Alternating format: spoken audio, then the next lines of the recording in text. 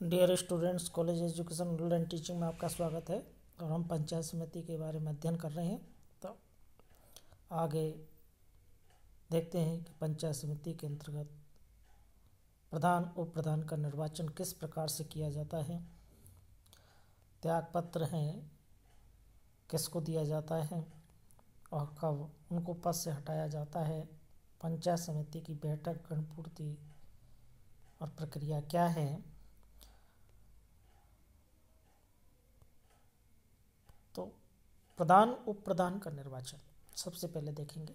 पंचायती राज अधिनियम में ये प्रावधान किया गया है कि पंचायत समिति के निर्वाचित सदस्य अपने में से 2 सदस्यों का चुनाव प्रधान व उप प्रधान होने के लिए करेंगे। कहने का तात्पर्य है कि पंचायत समिति का जो मुखिया है प्रधान और जो उप प्रधान, इनका जो निर्वाचन है निर्वाचित सदस्यों के द्वारा किया जाता है। और जब प्रधान या उप प्रधान के पद की कोई आकस्मिक रिक्ति होती है, यानी अकस्मात प्रधान या प्रधान का पद रिक्त हो जाता है, तो पंचायत समिति के सदस्य अपने में से किसी दूसरे सदस्य का चुनाव प्रधान या उप प्रधान के लिए करते हैं। लेकिन यदि इस प्रकार की कोई रिक्ति, यानी प्रधान या उप प्रधान का जो पद है 1 माह से कम अवधि के लिए रिक्त हुआ है, तो निर्वाचन नहीं कराया जाएगा। अधिनियम में यह भी व्यवस्था दी गई है कि प्रधान व उप प्रधान का निर्वाचन और इस संबंध में उत्पन्न हुई रिक्तियों का भरा जाना राज्य सरकार के नियमानुसार होगा। तो ये तो था प्रधान उप प्रधान के निर्वाचन के संदर्भ में प्रावधान। अब हम देखते हैं कि त्यागपत्र।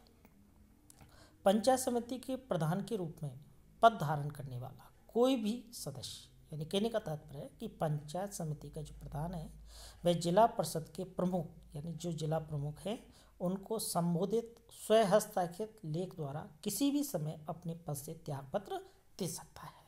तो स्पष्ट है कि पंचायत समिति के प्रधान जिला प्रमुख को अपना त्यागपत्र है वो सौंपते हैं, और उप प्रधान या पंचायत समिति का कोई भी सदस्य है पंचायत समिति के प्रधान को संबोधित स्वहस्ताक्षरित लेख द्वारा किसी समय अपने पद से त्यागपत्र दे सकते हैं।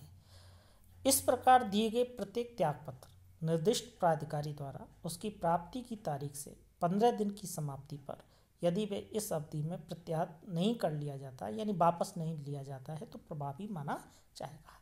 कहने का तात्पर्य है कि जब त्यागपत्र सौंप दिया जाता है तो त्यागपत्र सौंपने से लेकर के 15 दिन की अवधि में यदि वे वापस नहीं लिया जाता है तो उसे प्रभावी मान लिया जाता है।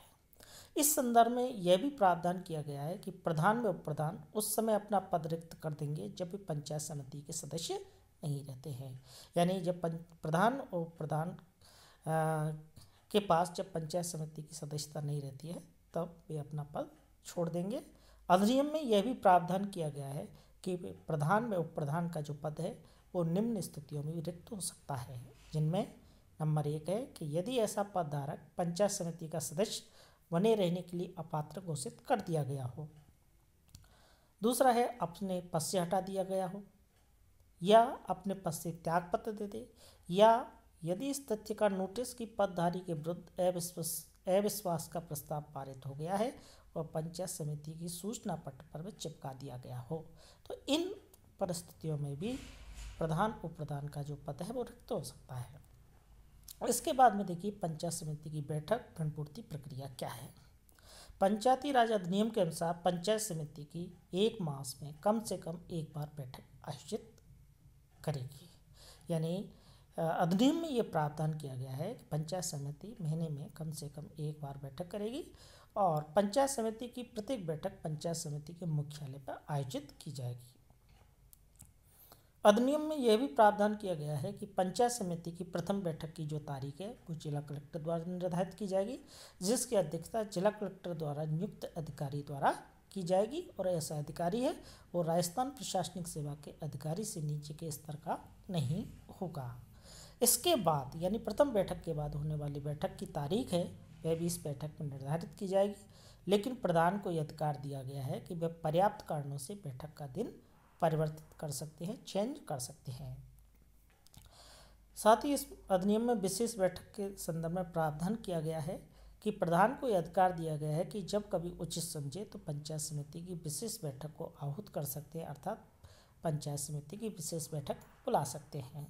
विशेष बैठक पंचायत समिति के सदस्यों की कुल संख्या के 1/3 सदस्यों के निवेदन पर बुलाई जा सकेगी और ये निवेदन लिखित रूप में होगा।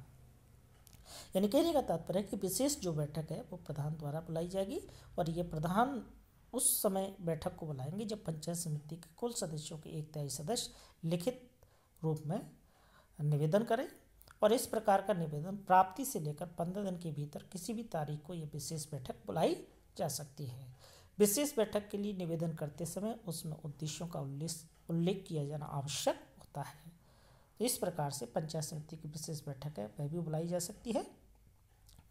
अब सवाल आता है बैठक के लिए गणपूर्ति अर्थात कोरम। तो गणपूर्ति या कोरम का मतलब होता है किसी संस्था या समिति जो भी है उसकी बैठक की कार्रवाई शुरू करने के लिए न्यूनतम सदस्यों की संख्या।